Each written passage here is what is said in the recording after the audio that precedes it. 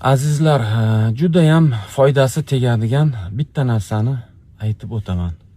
Bu ham hadis. Islom dini endi boshlangan paytlar edi. Payg'ambarimiz sollallohu alayhi va sallamning yonlariga bir kishi kelib, tanasining qattiq og'riyotganidan shikoyat qildilar.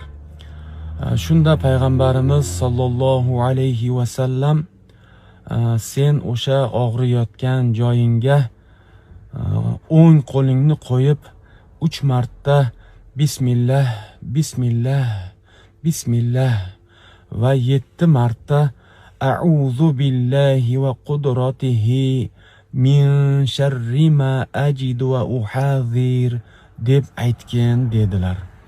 Va u kishi o'sha zahotiyoq bu amalni bajardi va foyda topganidan payg'ambarimiz sollallohu alayhi vasallamga kelib aytdilar.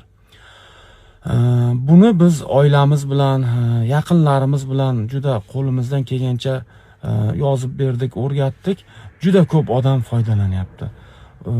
Hech qanaqangi dori kerak emas, hech qanaqangi ukol kerak emas. O'sha zahotiyoq og'riq ketadi. O'sha zahoti shifo topasiz Allohning izni bilan. Albatta buni ixlos bilan albatta bo'ladi deb bajarsangiz inshaalloh Xudo xolasa kam bo'lmaysiz. Ilohim kasal bo'lmang. Ilohim umringizga Alloh taolo rizqingizga baraka bersin. Assalomu alaykum.